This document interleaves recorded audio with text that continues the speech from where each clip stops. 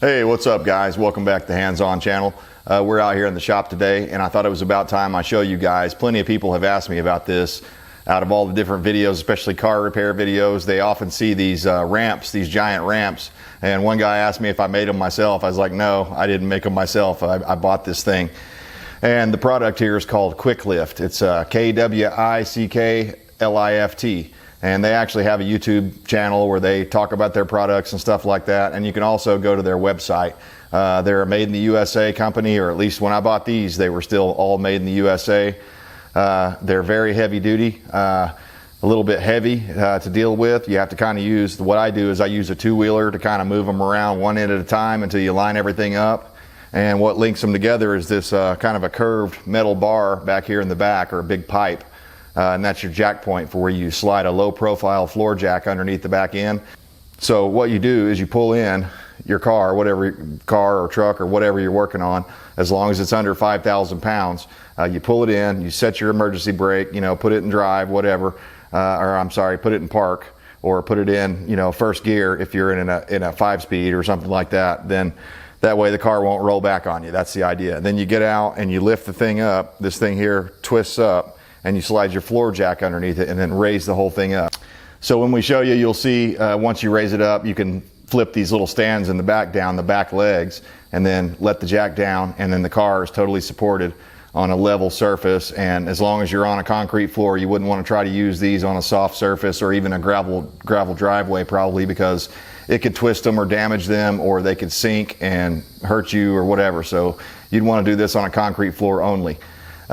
One of the great things about these is in this shop here, even though it's a big steel building, I only have 9-foot ceilings. And if you look, I don't think you can see them in this frame, but I've got overhead doors that are hanging at about 8 feet. So the problem with that is you can't really use like a normal 2-post lift or a 4-post lift and raise it up very high anyway. So I thought this was a great compromise because I work on a lot of cars. So if you don't work on a lot of cars, you probably don't need something like this, but if you do, and even for doing oil changes and stuff like that, as long as they stay set up, if you've got a bay to sit, to burn, if you've got an extra bay where you could leave these things set up all the time, that would be great.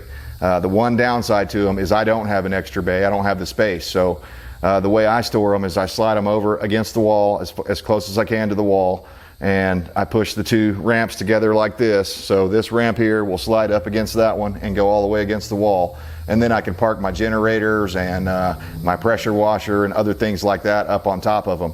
And one thing I wanted to tell you about that's great about these ramps is if you're working on like 4-wheelers or lawnmowers, for changing lawnmower blades, this thing is just dynamite. I think that was the other video I did. I showed some lawnmower blades being changed, and basically everybody was like, where did you get these ramps? I want these ramps because it's way better working on lawnmowers and stuff like that. So anyways guys, I'm going to go ahead and show you how this works. I can't recommend this product enough. I bought these used about 5 or 6 years ago for like $600 on Craigslist.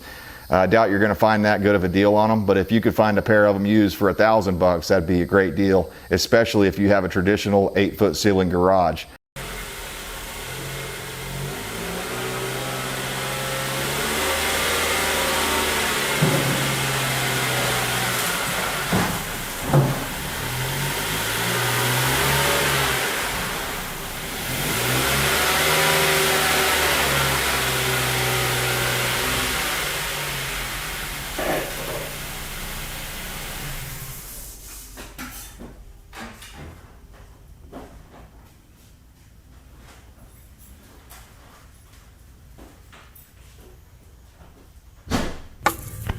Okay, we gotta flip this thing up. And my jack will just barely fit under here, but it does fit.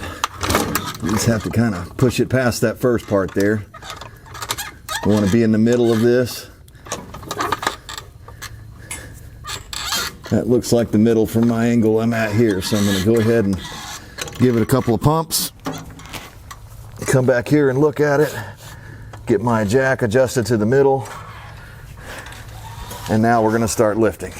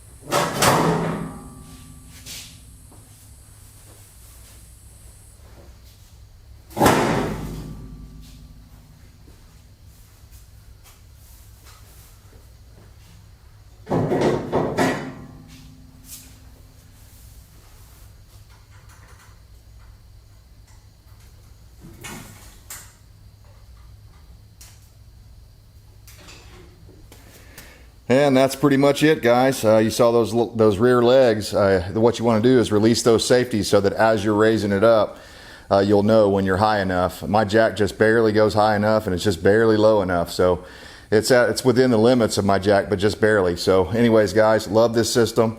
Can't recommend it enough, especially if you're a mechanic and like to restore old cars and stuff like that. I've never had my pickup on here though, so really watch your weight limits. It says 5,000 pounds, and I wouldn't push it past 5,000 pounds because you definitely don't want to get, decapitated or something, or end up getting cut in half. That'd be a bad situation. Probably one of the worst situations of being cut in half you've ever heard of. So anyhow, guys, appreciate you tuning in.